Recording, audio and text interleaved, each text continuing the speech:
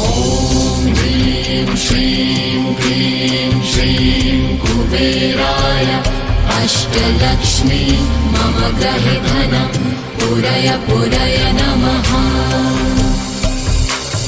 ॐ ह्रीं श्रीं क्लीं श्रीं कुबेराय अष्टलक्ष्मी मम गृहे धनं पुरय पुरय नमः। ॐ ह्रीं श्रीं क्लीं श्रीं कुबेराय अष्टलक्ष्मी मम गृहे धनं पुरय पुरय नमः।